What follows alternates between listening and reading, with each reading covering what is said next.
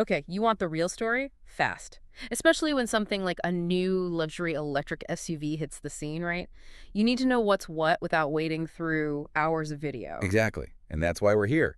Consider this your deep dive into the 2025 Polestar 3. It's definitely turning heads. For sure. So what we've done is digest the big reviews, Doug Demuro's detailed take, and the perspective from autofocus to pull out the stuff you really need to know. Our mission really is to give you the sharpest insights from these experts, save you that screen time, but make sure you're fully briefed on this Polestar. Yep. We've got Doug's classic quirks and features approach, and then autofocus looking closely at performance and the overall feel. Real world takes. So let's jump in. First impressions, the look. Well, Doug's media thought was just, looks cool. Simple as that. And I think that sets the stage. Both reviews really hammered home this minimalist design language Polestar's going for. It seems like it's core to their identity now. Definitely. It runs through the whole car inside and out. And that minimalism starts right away, even with the key. Doug highlighted the keyless entry, just walk up, touch the handle, it pops open. Right. And the key fob itself, super clean, no buttons. It even charges wirelessly inside the car. That shows real commitment to the aesthetic, doesn't it? It really does. And autofocus picked up on that low sloping roofline, gives it a very sleek, almost coupe-like look for an SUV. Yeah, that's quite distinctive. They also mentioned the big diamond cut wheels, those bright yellow brake calipers you see, adding that little bit of sporty flair. And it's not just looks. Doug pointed out something interesting, that front spoiler. Air actually goes through it. You don't often see that on luxury EVs. Good point. It suggests a real focus on aero.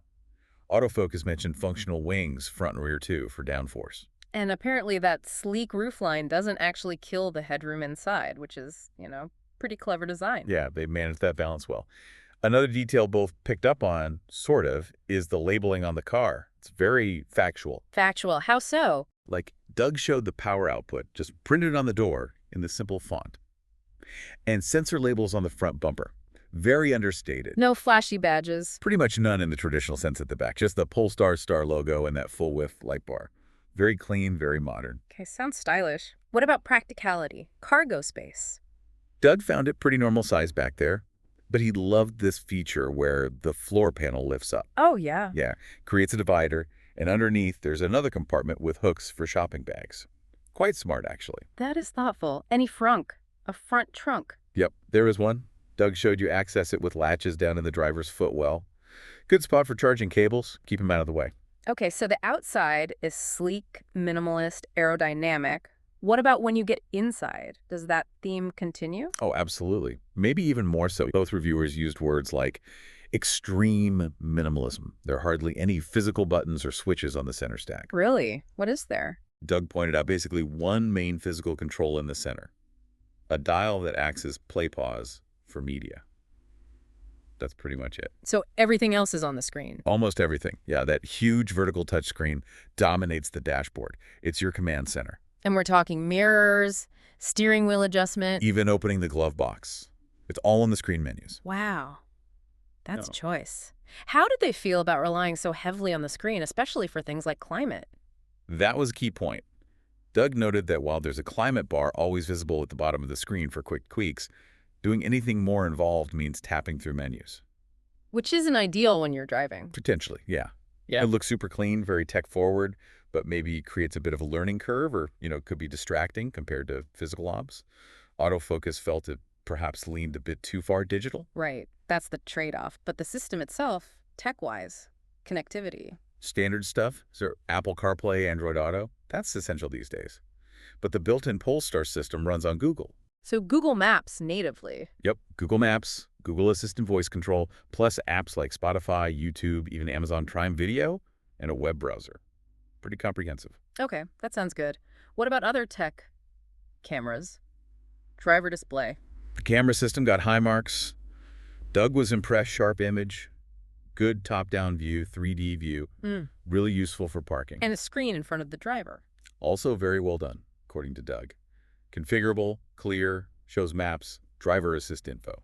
He thought it was better executed than some competitors. But I sense a but coming. Were there any tech quirks? A few unconventional things, yeah. The steering wheel buttons, for instance. Doug noted they control mirrors, the wheel position, the driver display, assist systems. Okay. But not audio volume or skipping tracks. For that, you need to use that central dial we mentioned. Huh. That's an odd omission from the steering wheel. It is a bit strange.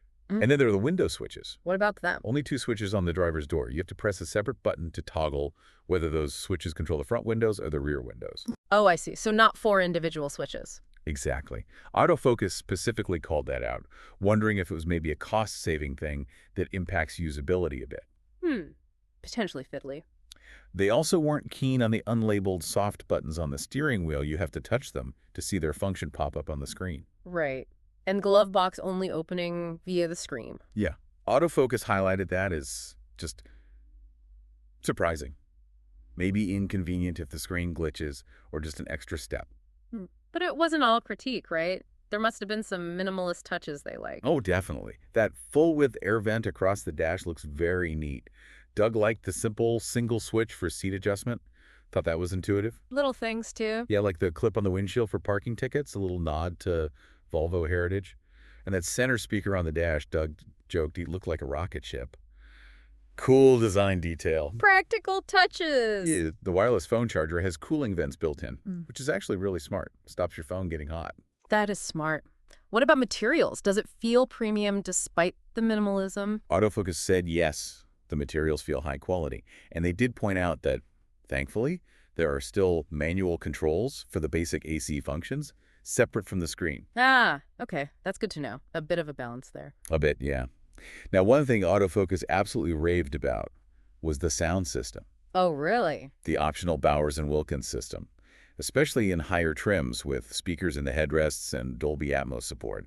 They basically said it might be the best car audio they've ever heard. Wow, that's massive praise. Dolby Atmos in a car sounds intense. Yeah, it creates that really immersive 3D soundstage. Should be incredible. Okay, so the tech is a mix, but the sound could be epic. What about space?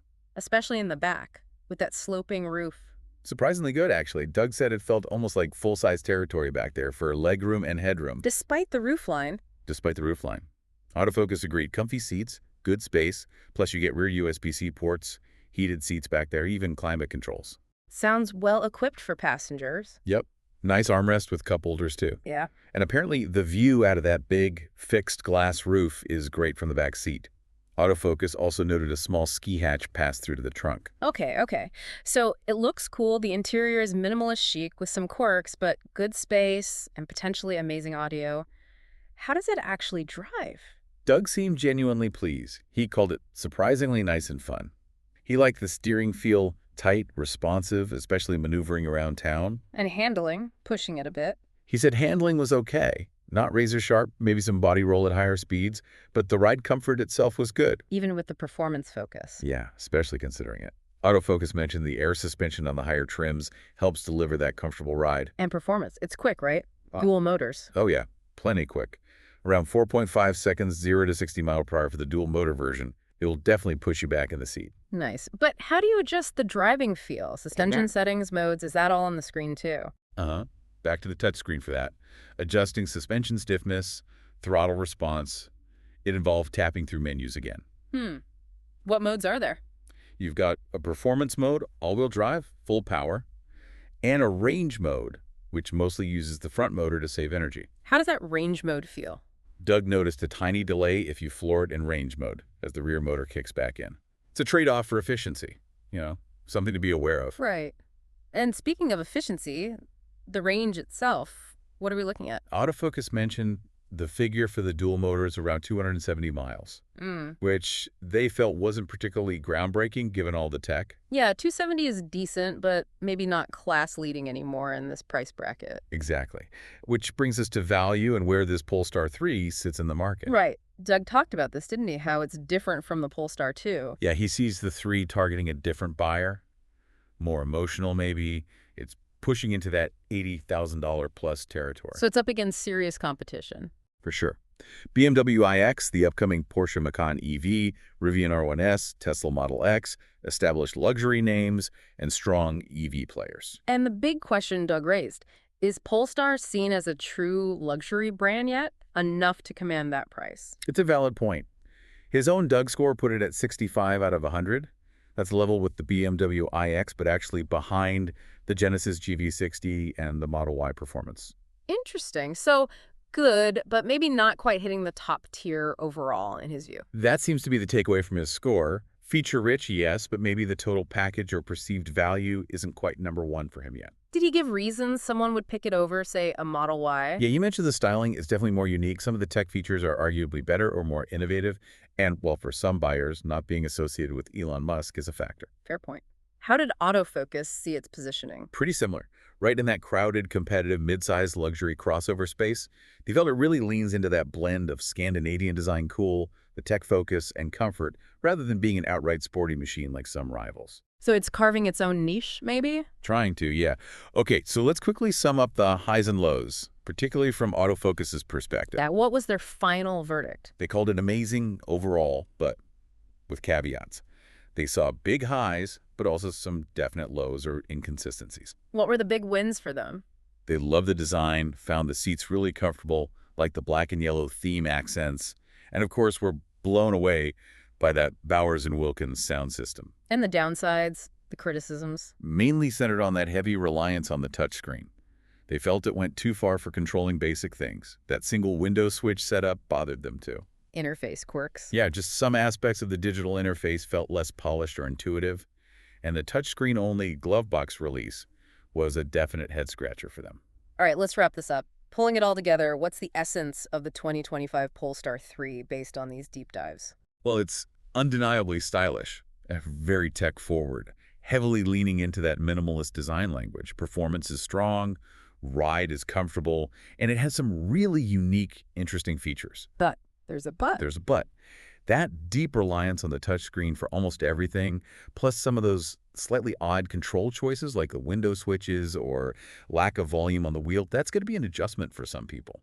And the range, while okay, isn't setting new benchmarks. Right. It's competitive, but maybe not leading the pack there. So, thinking about this, for you listening, what stands out? Does that super clean, minimalist look really grab you? Or do you find yourself thinking, I'd really miss having a volume knob? Yeah, how important is having the absolute bleeding edge tech versus having controls that feel instantly familiar and, second nature? Yeah. Is putting nearly everything on a screen the future you embrace or a potential frustration point day to day? It really makes you think, doesn't it? As cars get more electric, more digital, where is that perfect balance between innovative design that pushes boundaries and usability that just works without you having to think too hard? Exactly.